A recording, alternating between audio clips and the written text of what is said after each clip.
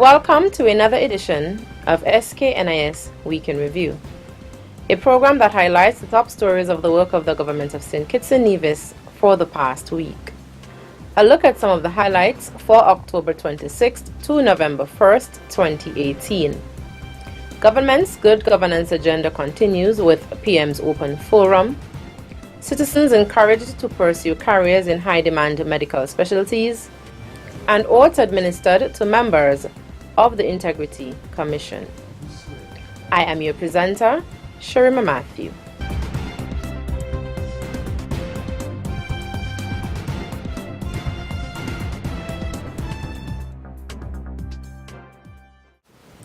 Several members of the cabinet met with a wide cross-section of persons on Sunday at a town hall meeting to update them on the many programs and projects being undertaken by the government of St. Kitts and Nevis. The main presenters at the Prime Minister's Forum were Prime Minister Dr. the Honorable Timothy Harris, Deputy Prime Minister Honorable Sean Richards, Minister of Public Infrastructure the Honorable Ian Patches-Liebert, and Attorney General the Honorable Vincent Byron. Here are some of the key points raised. Under the leadership of Timothy Harris, this country was able to deliver for you, the people, the type of advances in ICTs that other countries in the region don't know about and can't cope with. We have put a brand new refurbished National ICT Center at Ponds Industrial, C.A. Paul Southwell Industrial Park. There we have something like 40 technicians that operate with an innovation hub, software developers that do software for all sorts of things on different departments and so forth. We train hundreds of public servants and private citizens in various aspects of computers, technology, and so forth. It is dynamic. It's happening right here in your country. It was not happening before. As I speak my family, I am happy to report that phase 1 of the Island Main Road resurfacing project is substantially complete. The 5 kilometers going from camps down to Challengers is complete. The other 5 kilometers from the roundabout in Connery there by the airport to Keys would be completed in the next 2 weeks, I'm advised. I'm also advised that phase 2 of the Island Main Road resurfacing project will soon start. And by this Wednesday, the tenders will be published. The tenders will be published in all the newspapers, the media, so that process can start. We're spending money on you. Patches told you. The public debt gone down. That is what we have been able to do. And that is why you have said that the country is moving in the right direction. Since we went into government, not a single tax has increased on you, the people of this country. You get double salary, no tax gone up. Not just 1 year, but 2 years. Because we are firmly together, working on behalf of the people. And because we are occupied doing positive things, we don't have time for mischief. We have time now to be planning about how we will help the people with their health payments, so that when you are sick and in need and vulnerable, you could have at least the peace of mind that your cancer treatment will be covered by somebody. That is the program that we are putting in place for every man, woman, boy, or girl in St. Kitts and Nevis. And while we are doing all of this, the economy is moving ahead. You hear all these things we're doing from our own money. It means that the economy is strong. It is $100 million out of St. Kitts money that we are spending and building a brand new cruise pier so that another 1 million tourists can come, so that more taxi men can have work, so that more restaurants can prosper. That is what we are doing. More tours, more opportunities for the people of St. Kitts and Nevis. We make no apologies. I want to be clear.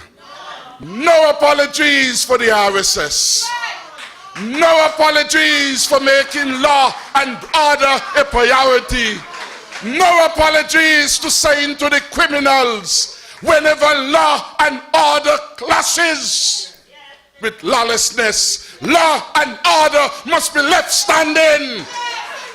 It must be left standing, for we will never become a lawless society. Prime Minister Dr. the Honorable Timothy Harris.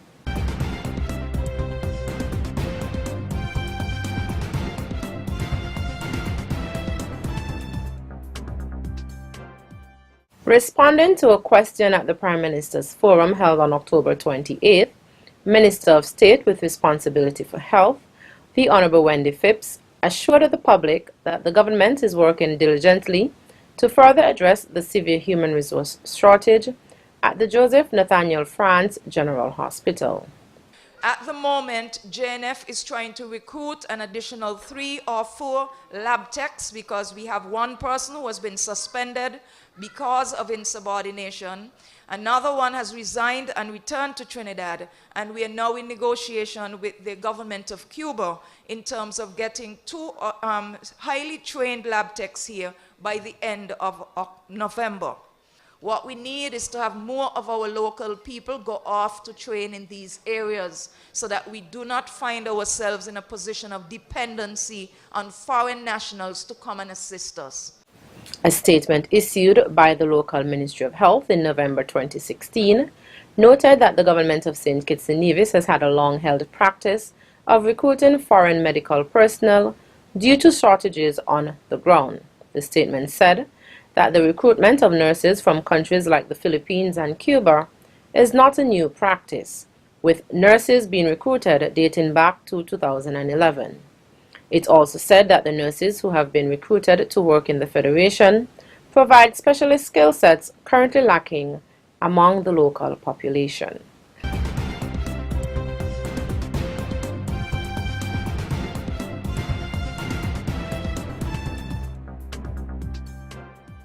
Officials from the National Entrepreneurial Development Division, NED, encouraged prospective and existing small business owners to capitalize on the training offered by the division in the Ministry of International Trade. NED offers regular training designed to enhance businesses. Philip Brown, Director of Industry, Commerce and NED, while appearing on Working for You on October 31, 2018, noted that entrepreneurs need to make time for training opportunities because of the dynamic and competitive nature of businesses. They're encouraging persons to avail themselves to training because, to run a business, there are standards. If you're going to compete, and we need to understand now that we're not competing against the person who we're seeing now, but it's the person who we don't even see, and yet they're right at our doorsteps. So we would want to encourage persons to avail themselves to the opportunities for training and technical assistance that is provided by NED. The National Entrepreneurial Development Division will be transformed into a small business development center to better help small businesses move forward. This transformation is expected to occur by mid-November 2018.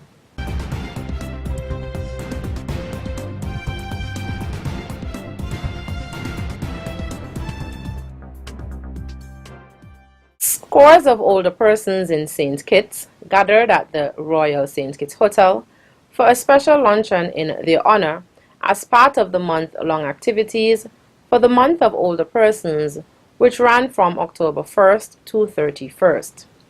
Minister of State with responsibility for social services and community development, the Honorable Wendy Phipps, used the occasion to thank the older persons for their service to the Federation that has paved the way for others. I am very heartened by the cross-section of persons who have chosen to join us here today. I am glad that we have that kind of mix because it reminds us of what the theme has been for the International Day of Older Persons. We honor persons who have gone before us, who would have paved the way for us to enjoy some of the rights that we have today that we take for granted.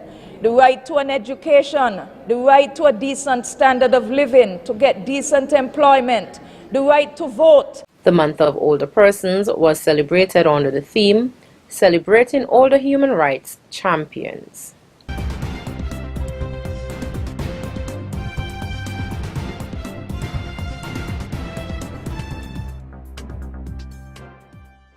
Members of the Integrity in Public Life Commission took their official oath of office, allegiance and secrecy on November 1st at a brief but meaningful ceremony at Government House.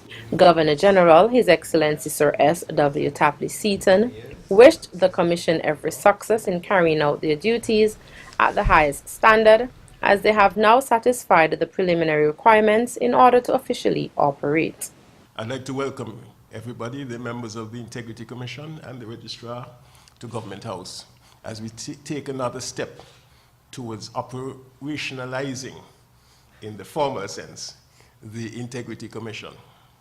So in accordance with the provisions of Section 42 of the Integrity in Public Life Act, number 18 of 2013, the following oaths will be administered by the Registrar of the High Court to the Chairman, Mr. Damien E.S. Kelsick, Member Mrs. Carol Body, and Member Mr. Dennis Knight. The Integrity in Public Life Bill was passed in 2013, but was not operationalized until July 11, 2018, after which the Commission was formed. The Act is intended to make provisions for a code of conduct and declarations of interest for public officials for the offenses of abuse of office, misconduct, and neglect of duty. The Act also provides for the establishment of the Commission, its powers and functions, and to provide for related or incidental matters.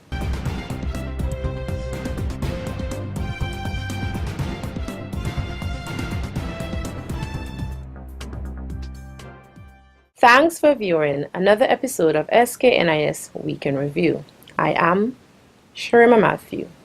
See you next week as we continue to update you, the general public, on what's happening in and around the Federation.